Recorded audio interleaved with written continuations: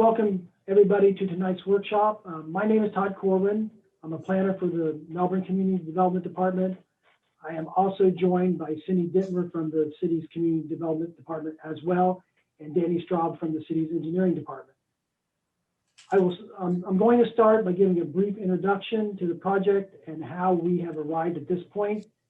In 2017, the city initiated its required evaluation and appraisal report, required amendments, and those address various issues, including the peril of flood legislation that was adopted in 2015. Because of that legislation, multiple revisions were made to the coastal management element, including some new policies that address coastal flooding and resiliency matters. One of these policies states the city will undertake a study to evaluate options regarding the establishment of adaptation action areas. And in 2020, the city received a grant from the Florida Department of Environmental Protection to complete a coastal resiliency plan. The creation of this plan is underway. This workshop is part of the creation of that plan, and it's a key component in the development of this document.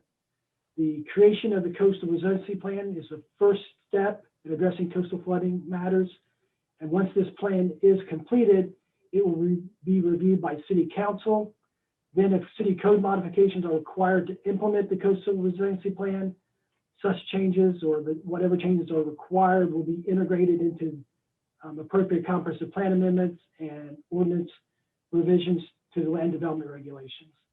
All of those, if those plan amendments or ordinance revisions are generated, they will all be reviewed in a public meeting format by the city's planning and zoning board, local planning agency, and city council. And with that, I would like to introduce Chris Doherty with S&ME so that he can continue the presentation. Good evening, everyone. Thank you, Todd. Thank you, City of Melbourne, for hosting this virtual public workshop.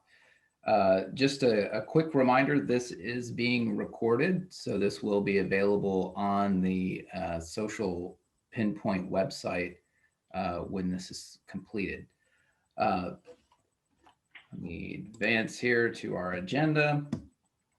So we're going to go through quick introductions of our team, address the public, or pardon me, the project background, give you an idea of what we've uncovered through the vulnerability assessment. And then we have a neat exercise today. We're going to go through the Social Pinpoint website to actually do our, instead of doing our table exercises that we would normally do in person, we're going to do this virtually in the Social Pinpoint community engagement tool. And then we'll talk about where the next steps will lead us. So as Todd mentioned, this is being funded by a Florida Resilient Coastlines Program grant through the Florida Department of Environmental Protection. My team with me today, we have Katie Martin and Nicholas Hill. They are both planners and work on the Coastal Resilient team here at S&ME. Also pictured, we have our planning director, Pat Tajewski, Jaleesa Harris, who is another planner, and Terry McCloskey, who is a senior transportation planner with the firm. So we'd like to kick off the meeting with a series of 6 poll questions. So don't worry, it's not a quiz. We're not trying to see how much you know. We just want to kind of break the ice on coastal resiliency matters. So with that, I'm going to kick off the first poll question. So the first poll question is, true or false, sea levels have remained fairly constant throughout Earth's history? So if you could click next to true or false. Can you all see the poll? Yes. Okay, we've had 1 out of 5.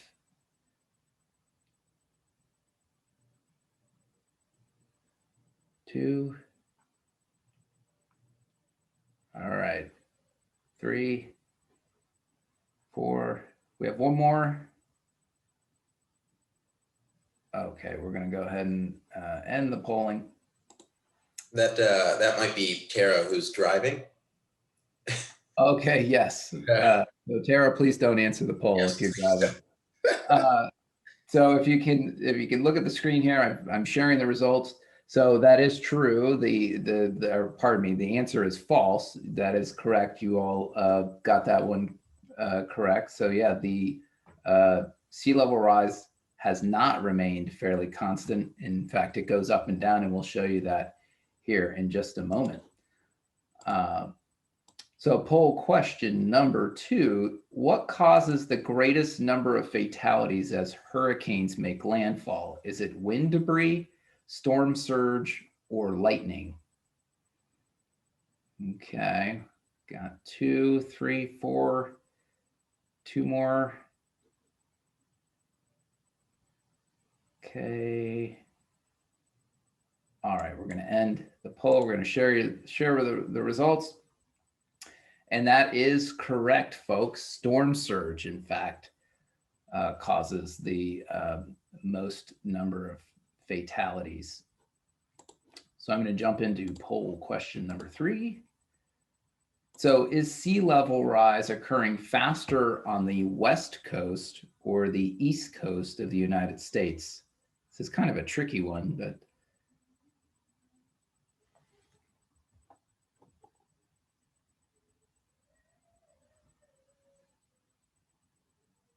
all right, we've got one more. East Coast or West Coast? What do y'all think? Okay, so I'm going to go ahead and end the polling. We got 3 responses, and they were all for the East Coast, and that is correct. So due to forces that are beyond my comprehension, but post-glacial rebounding is the reasoning. But it is quite interesting. If you have a moment to look that up, you should, because it's quite an interesting phenomenon. Okay, question number 4. So here's a question Tara will probably know right off the bat. So which of the following Florida cities have yet to create a standalone plan to address sea level rise, storm surge, and flooding within their community? Cocoa, Titusville, Sebastian, Satellite Beach, or all of these cities have created a standalone plan or are in the process of creating a plan?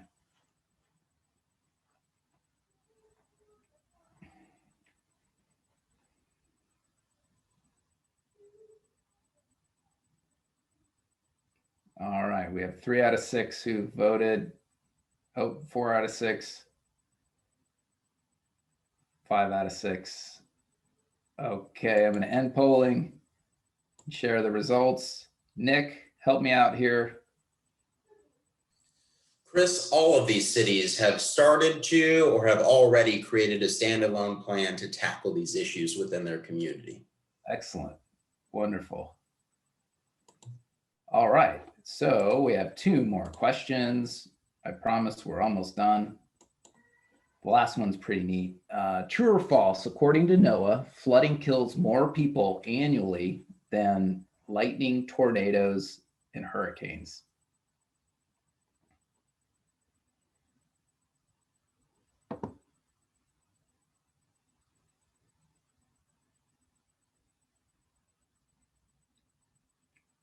Okay, we've had 4 out of 6. I'm going to go ahead and end the polling, share the results. And that is true. Flooding causes more fatalities than the other 3 events. So let's do the last question. This is a neat one here. So how many inches of flooding does it take to reach the bottom of most passenger cars, which will likely cause a loss of control and possible stalling? Is it 6 inches, 12 inches, 18 inches, or 24 inches?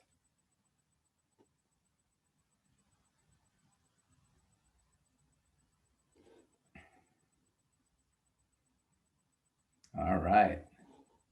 So we have 6 out of 7. I'm going to go ahead and end the polling and share the results.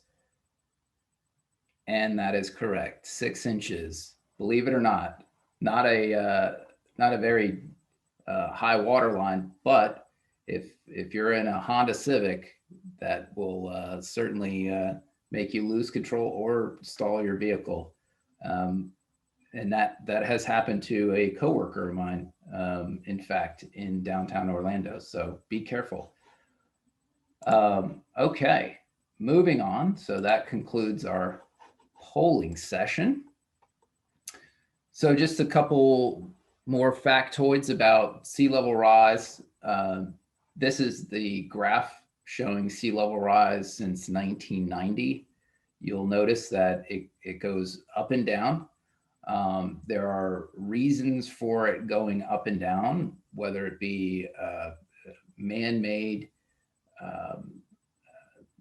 phenomenon, maybe it's a damming of rivers that makes the sea levels go down, but then the glacial receding and melting of the polar ice caps, that's what's creating the sea levels to rise. And over the course of the last 30 years, we're looking at about 97 millimeters of sea level rise total, which is about 4 inches. Doesn't sound like a lot, but if we go back to the last polling question, 6 inches will cause your car to stall or make you lose control. So 4 inches on a relative global scale, that is going to be a significant impact. Okay, some facts about hurricanes. So most of you, if you've lived in Florida for more than a few years, you've already gone through some hurricanes. The most recent were Irma and Maria, but Hurricane Andrew in 1992 caused some significant damage in the southeast portion of Florida, causing 44 fatalities and $25 billion worth of damage just in the state of Florida. The 2004 hurricanes, which was a scary moment for many of us. If you were here in the state, it felt like we had a hurricane hitting us every 2 weeks. That caused, those hurricanes were responsible for 47 deaths and $45 billion in total damages. And then, as I mentioned before, the most recent hurricanes, Irma and Maria, were responsible for 58 to $83 billion worth of damages, and then also losing roughly 1,700 short-term jobs, most of those coastal dependent uses like commercial fishing and other similar uses.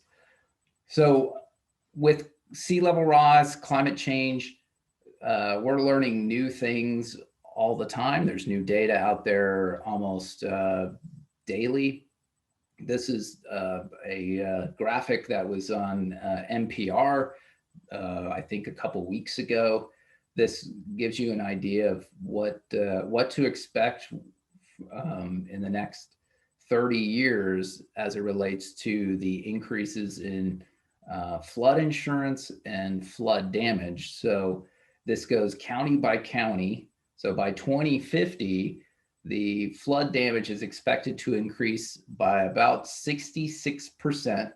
And that's on average going to cost a property owner approximately $8,200. And that's for a property that's in a flood prone area. So just something to, again, another piece of information to think about.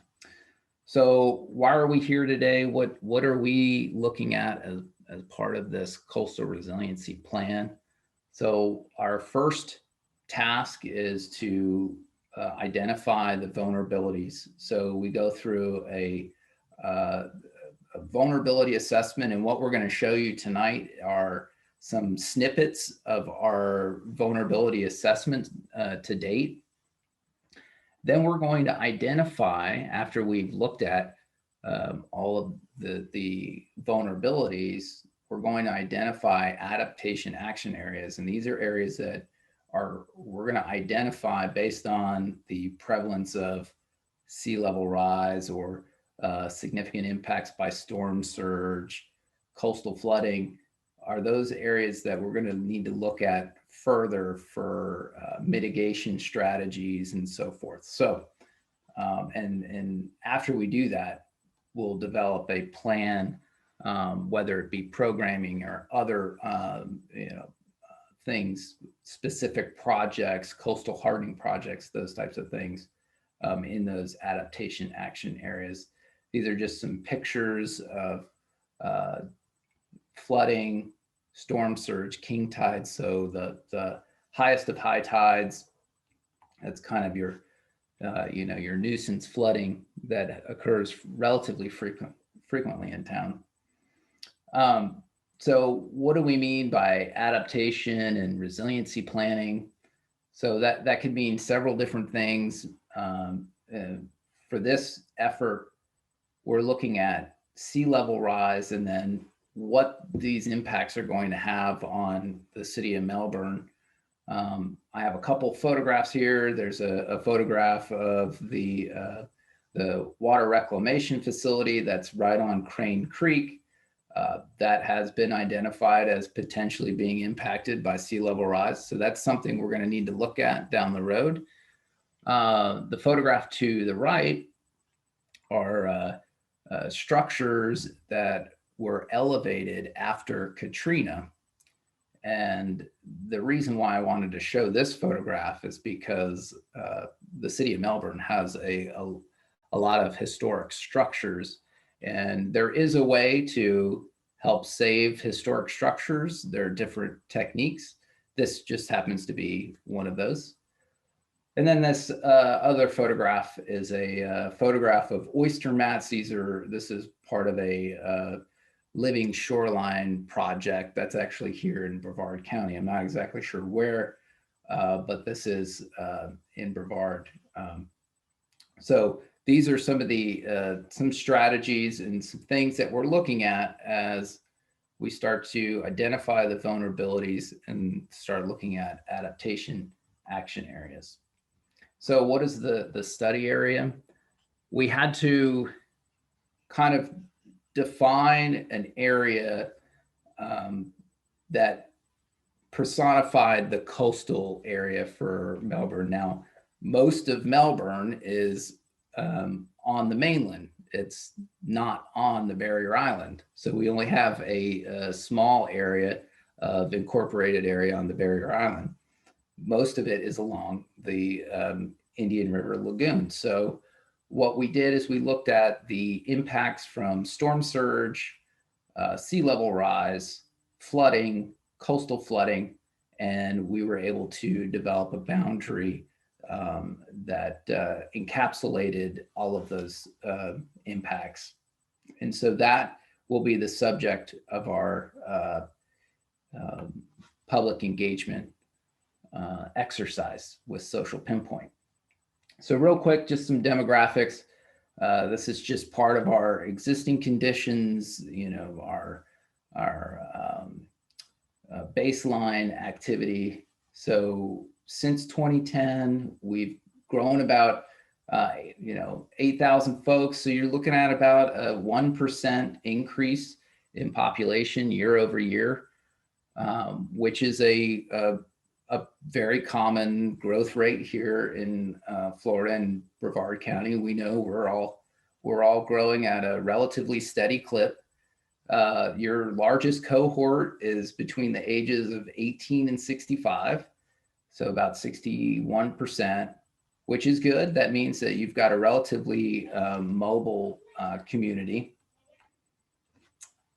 Over here, and this is the income and home valuation slide. The incomes tend to be slightly lower if we compare that to the entire county, roughly $8,000 less per year. And home values tend to be slightly lower in Melbourne as well. Race, 80% white, 9% Black, 4% Asian, 4% 2 or more, and 0.2, 0.1 Native American Pacific Islander, and then 11% Hispanic. Again, when we get into the vulnerability assessment, you'll see why some of this information is pertinent as we move through this presentation. So looking at more of the data, FEMA, the floodplains are on the left in red with the hatching, and then the slosh model is to the right. So that's sea, lake, overland, surge from hurricanes model. I think I got that right. The green is your coastal high hazard area. That's the storm surge zone from a category 1 storm. As you can see in Melbourne, that area is quite small, but as you get into the category 5, then things tend to balloon. And the reason for that is because the city of Melbourne is actually protected by significant elevation along the littoral edge of the river.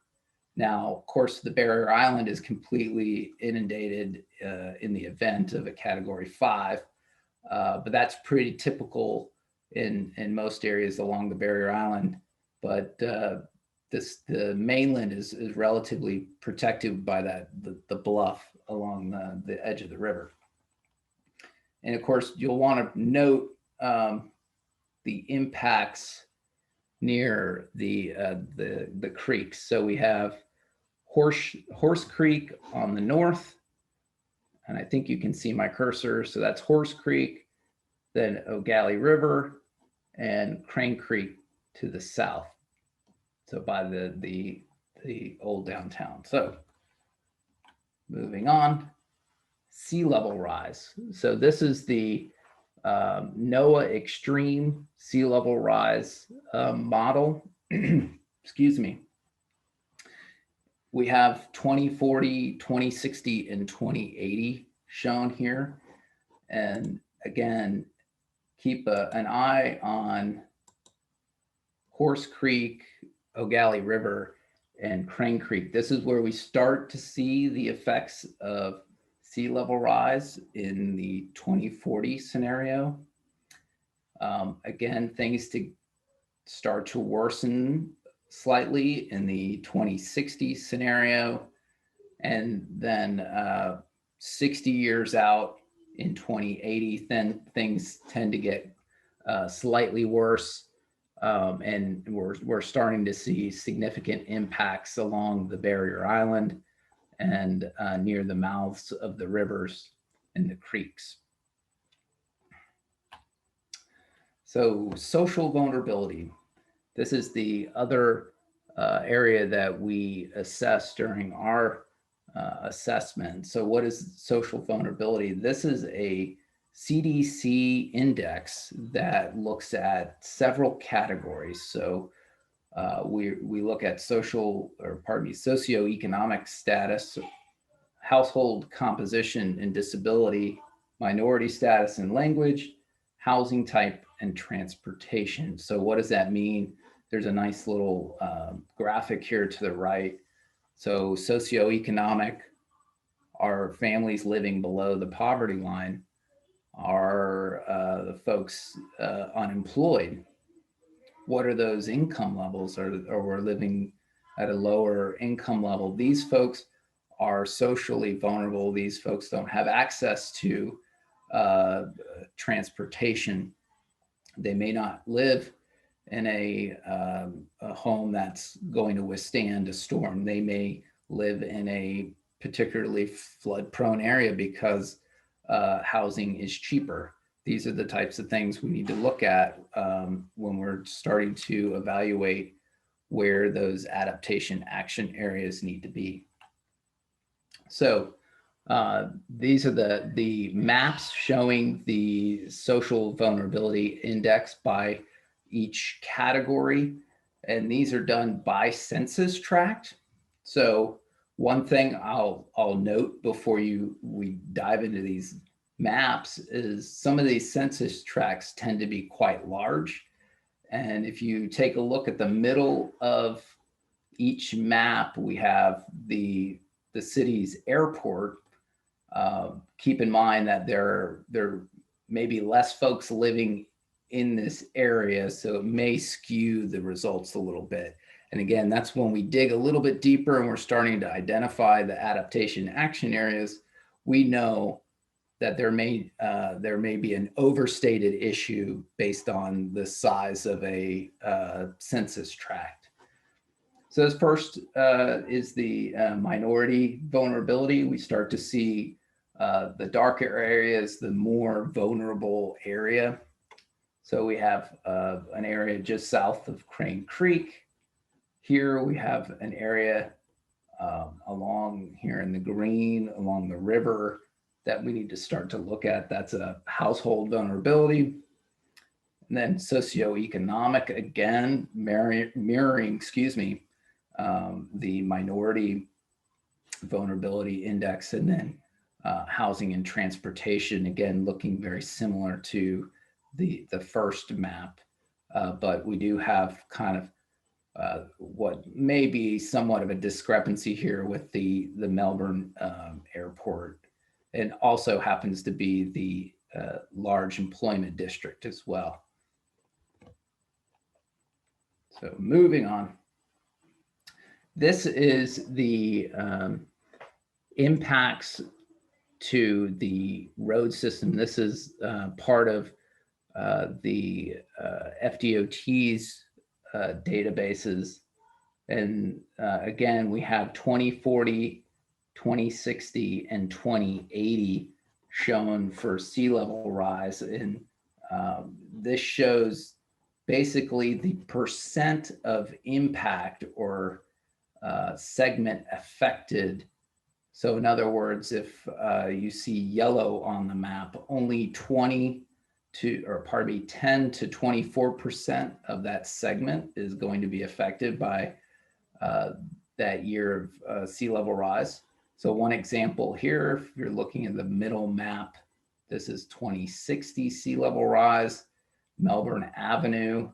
So if this is a segment, roughly 10 to 24% of that road's going to be impacted in 2060, pardon me.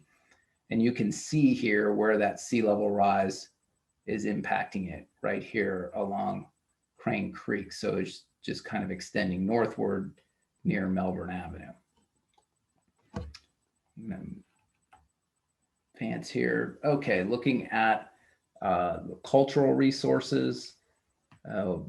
Melbourne has a rich history, again, being on the water. Their history goes back to prehistoric times. They've uncovered shell middens and many things. But we do have a lot of surveyed structures. So this is from the Florida Master Site File. You see we have a large concentration of structures in and around Crane Creek. There are several properties that are on the National Register, as well as the local register. So mostly around O'Galley, then kind of the Midtown area, and then around the old downtown. This map to the right shows some of the cultural resource groups. And these are archaeological sites or cemeteries or bridges. Again, quite a bit of history, something to certainly keep an eye on down the road. All righty. So financial impacts. Again, looking at sea level rise, what can we expect with impacts to different uses? So we coded this with existing land use, but we utilized the property appraiser's valuation to come up with an economic impact. Again, there isn't a silver bullet here with the determining what the actual dollar amount's going to be, but we just created a methodology. If sea level rise did in fact impact a parcel, depending upon the severity of that impact, we identified that value, and that's how we came up with the financial impact. 2040, you're looking at 26 million. By 2060, 233 million. And then 2080, almost double, you're at 389 million. But it does go up quite a bit, almost exponentially in 40 years. So again, something to pay attention to. Again, we're seeing that trend around Horse Creek, around O'Galley River, and in and around Crane Creek. Okay, now it's time for you all to talk. We have Social Pinpoint is, if you haven't already seen it, that's the site that you're able to get to the Zoom meeting tonight. This has our public survey as well as the interactive map. And we're going to go through a demonstration, but that's how we're going to collect our input tonight. So when you have the opportunity, please go ahead and take the survey and drop pins on the map and tell us where you see issues. There are several categories, and we're going to go into more of that when we go through the exercise. This is just a quick example of how it works. So when you go into the map, you have 4 categories to choose from. You select that category, you click on it, and then you drag it to the location that you want to discuss. So it's a comment that's representative of a geographic location. And then once you do that, you've created a comment, and someone can actually go in and comment on your comment. They can also like or dislike. So there's polling enabled for each comment. So now, Nick, how many folks do we have? We have 9 participants. Yes, that is correct. I think we have, I want to say 4 from the community. All righty. So we will not go, we're not going to break out into groups then. If we were going to have, say, 20 or more, we were going to break it up. So we'll just go ahead and just stay in one main group, if that's okay. Nick, do you want to share your screen and run through the Sure, process? absolutely. Okay. I'm going to stop my share and you go ahead and.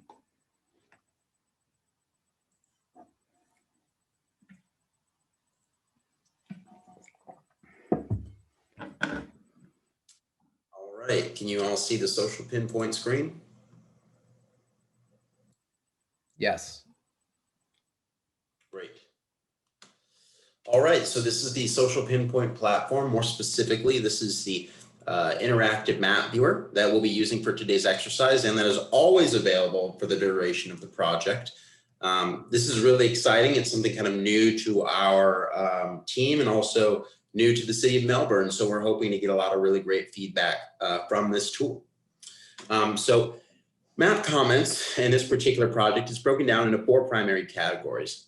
The first is coastal resiliency efforts. The second is community amenities. The third is flooding. And the fourth is historic resources. So of course, if any of your comments don't necessarily fit any of those specific topics, that's fine. Just pick whichever one is even close to it. And of course, as you know, members of the community who are attending this presentation right now, if you feel like there needs to be a 5th, 6th, 7th, or even 8th info marker to explain the comments, and that's fine as well. Just let us know what info markers should be added in the future, and we can certainly do that as well. So that being said, we do plan on using this tonight. And so why don't we just go ahead and get started with coastal resiliency efforts. You know, the first major question we always hear asked is, you know, how can the city do more to let residents and business owners understand the flooding risks that are occurring within their community and that are expected to occur within the community within the next 20 to 60 years. It's not just a public workshop. How can they find that information quicker, faster, and make more informed decisions as a result? So I'm going to pose the question to anyone out there. What can the city be doing to increase awareness regarding these issues within the city?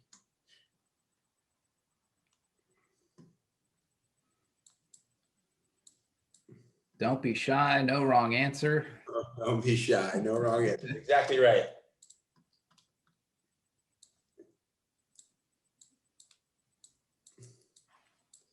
Okay, well, I know for a fact there's lots of great online resources that the city may be able to utilize in the future and make publicly available. I know the city already does a great job at that, but some additional resources the city could use would be providing more access or greater transparency to the resources provided by NOAA or even the UF Geoplane Center, who has a sea level rise interactive map where you can kind of click around your community and see where sea level rise is expected to occur.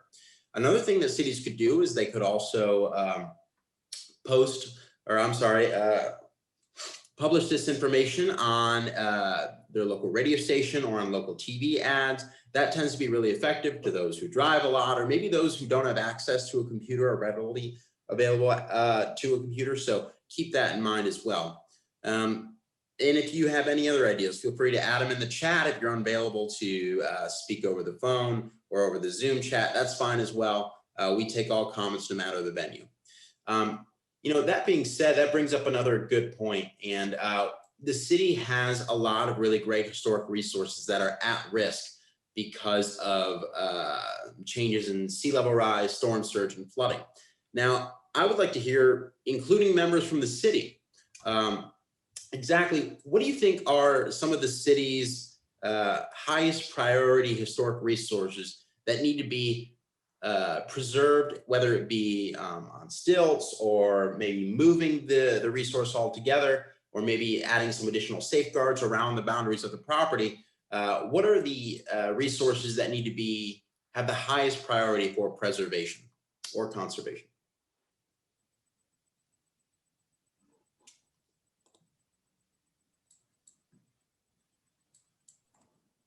So this may be unrelated to historic resources, but Tara dropped something into our chat. Okay. She said, make resilience a part of everyday planning and conversation so people get used to it. I completely agree.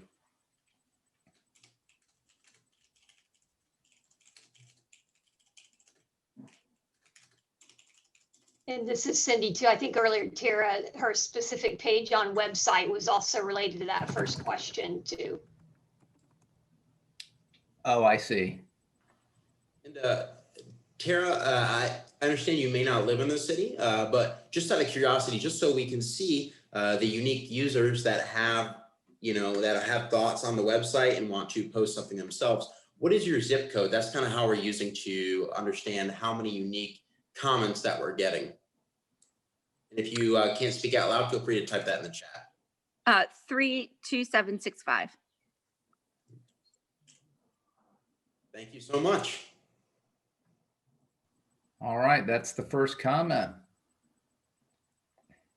And if there's any particular areas of flooding, staff, you would be very helpful in this regard as well, that you see consistent flooding that maybe other folks don't know so much about. We can also drop one of these icons right here into areas where we know for a fact there is frequent flooding, and that'll be really helpful for us in the future in creating that adaptation action plan in order to figure out exactly where we need to focus on for that area. Yeah, hi, this is Todd Corwin with the City of Melbourne. There is flooding currently in the area where Front Street is, down at the mouth of the Crane Creek, where you're up in that area by Front Street Park. That area is currently floods. Is that during normal tidal events, or is it flooding due to storms or flooding due to high tide, king tides? Our engineering department could probably address that better, but it definitely floods during storm events. Okay. It's definitely gone a foot or two underwater during some of our hurricane events, even back through just the last, more minor ones as well. So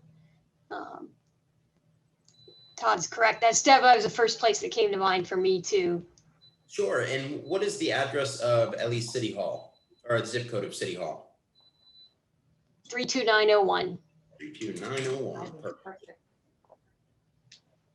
So what's really great about this particular platform is you can see other people's comments. And so, of course, after tonight, if you are, have some sudden inspiration of what you want to post about, or someone had a really great comment, you forgot what it was, you can actually go back to the website tonight, view these comments, and post your own. And so make sure to do that as well. So it is not just historic resources that need to be preserved. Of course, there's also housing, vulnerable communities. But are there any specific amenities that you notice that maybe it's parks that frequently flood? I know we already had a great one along Front Street, but are there any parks that are becoming slightly unusable during flood events that you're aware of? This is Mark LaRusso. Can you hear me? Yes, Yeah. I can. All right, great. Hey, thanks for this Zoom opportunity. Really enjoying it and getting a ton of information. I am a Melbourne City Council member. I represent the Beachside area and O'Galley and that kind of thing. So I'm here to listen. I'm here to learn. And I just wanted to chime in and let you know that I am here. And I am very interested in everything that everybody is talking about right now, so that I can bring this information back to my council, to our state representatives, etc. So you're doing a great job. I have nothing to add other than I'm not seeing any flooding per se. I live just across the street from the beach, but hey, I've evacuated probably 22 times over the past 30 years. So there you go. So thanks for everybody that's involved in this. Thank you very much. Yeah, well, thank you, Mr. LaRusso. That's really appreciated. It's really great when officials come out and assist us with these efforts. And if you want to help us further and ultimately help the community further, we would absolutely love it if you could share this with some of your contacts, the website, the survey. Really getting the word out about this not only allows for us to have more informed comments and make better plans, but also allows them to see other parts of the website and understand that that there may be some risks to their home or their businesses, their way of life, their community centers as a result of this, as a result of these occurrences. So once again, thank you so much. And if you could help us out with that effort, we would absolutely love that. Thank you again. You're very welcome. And to that point, I will be working through Cindy. She's on here right now, Cindy Dittmer. She's 30-year veteran of the city. She has forgotten more than most people know about this city. So through that and through our professionals that are in City Hall, I'll be working through that. And if we can present something to council to continue this conversation, then we will. And once again, thank you for your efforts tonight. Thank you, sir. Absolutely. Cindy's the best, no doubt about that. So Nick, we had a couple of comments from Paul in the chat. Great.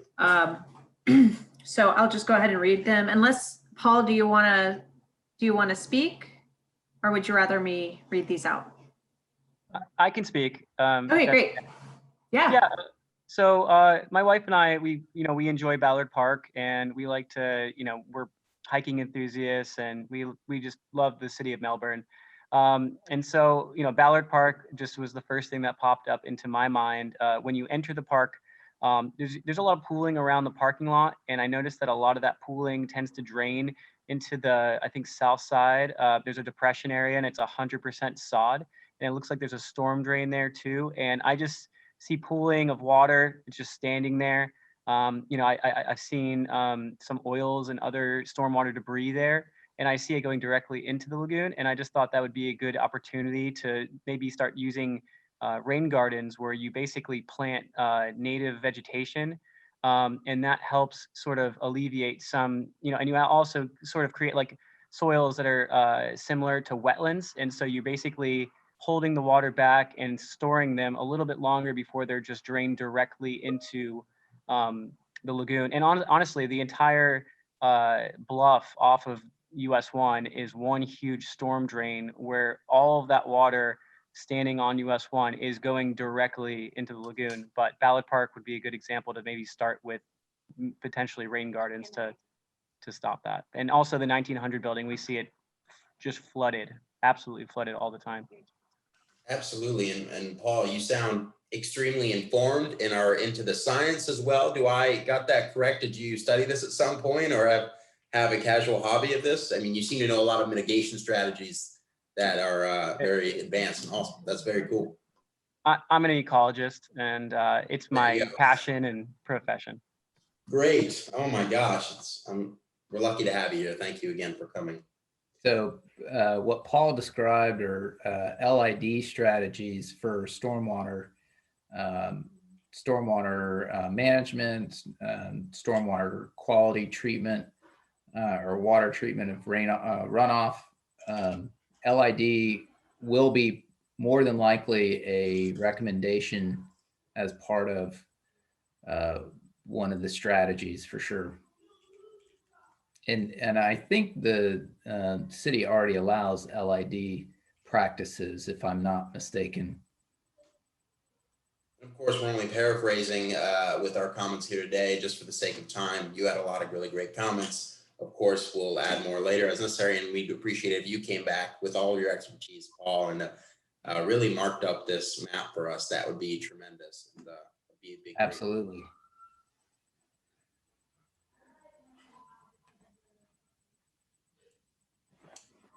So thank you again. Is there any other? I see there are a few historic structures in there. I know there for a fact. There's other parks within the community that are close to or feature water bodies. About the stormwater ponds or the stormwater management facilities, have you found some of them to be frequently overflooding and causing problems within their community? Are there streets that you're aware of, particularly those that lead to evacuation routes that constantly flood, that make it hard for you to get to the places that you live, work, and play and shop? Hey, Nick, it's Mark LaRusso one more time. Yes, absolutely. Thanks. What I know about what we do in the city and our incredibly awesome staff is they bring a lot of information back to council. We try to, and we work very diligently and very hard within our city hall folks. And so you're asking for specific information. I think that Cindy will push that down to staff and throughout the entire city of Melbourne. And we can probably answer that question a little bit better in a little while based on the questions that you're asking right now. Sure. So. Absolutely. Yep. I mean, the best resource the city has is the constituents who see the flooding every single day and who understand local flooding issues more than any FEMA map can say, because they're there to ground truth it every single day. And so that's our greatest resources. The citizens that hopefully will take this online map and really mark it up with some of their questions and comments. That'll be a huge help in the future.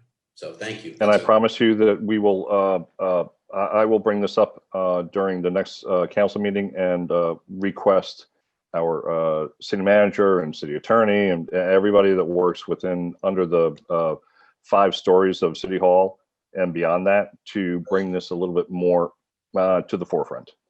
And we'll have far more answers for you moving forward. Perfect. Wonderful. Thank you. Are there any more comments?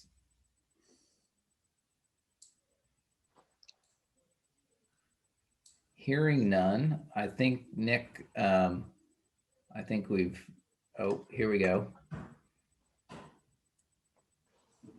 Okay, so there's a question or a comment about wetlands, and Nick, I guess you can drop that in the middle.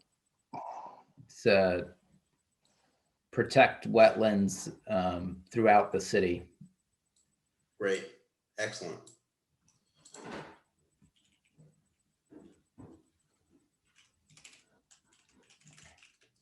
It's a great comment. As we know, wetlands play a significant role and can play a very, very large role in the efforts to curb the impacts of sea level rise and storm surge and flooding in a natural way that still preserves and even enhances the local ecology. So great note. Thank you.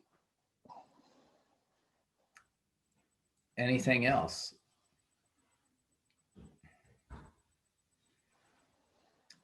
All right, Nick, I think we'll go ahead and move on with the presentation. All right, can you see the slideshow? Yes. Okay. Okay, so what Nick just did, we want as many folks as possible to add their comments, take the survey. This plan, as he mentioned, is only as good as what we're going to hear from folks. So we want to hear as much public input as possible. We do have another public workshop. It's probably going to be more of an open house. That's going to happen in April. So we'll have a better idea about the adaptation action areas, and we'll probably start talking about strategies and get closer to the final deliverable than where we are today. So we will have some strategies to present at that point. This is part of, as I mentioned, the Florida Resilient Coastlines grant program. So we have to follow their time frame very closely. We need to make sure we address each item in the scope. So we have to do these 2 workshops. So we have this one today, as it's shown, circled on the timeline there, and then we'll be sending the draft deliverable to the state, which will be in its a full draft. Now, that doesn't necessarily mean it's going to be the adopted draft. We're looking at probably adoption beyond May, but we're scheduled to have the deliverable submitted by the end of April. So I have one question. I'm Sure. sorry. I'll just cut in and get out. How many participants have you had on the survey so far from the city website? Do you have that number, or it's unknown at this point? Yes, I think we've had 6 so far respond to the survey, and it's been up for, I think, is it a week, 2 weeks now? Okay. Thank you. So as I mentioned, we need to continue to engage the public through the Social Pinpoint website, gain as much input as possible.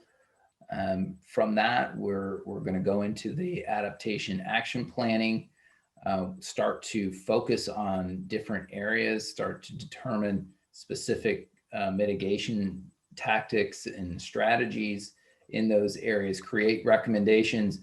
And then, of course, we'll be working with staff through an iterative process to revise and get a final document that will ultimately go to City Council for review and approval.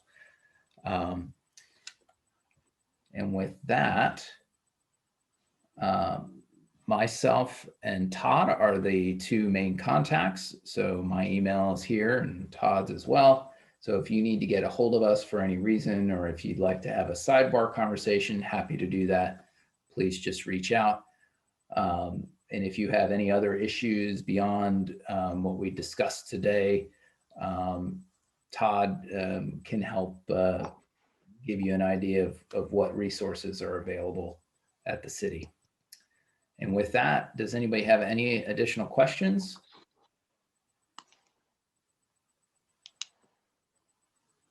No, hearing none. Okay, I think we're done. So thank you very much for joining us this evening.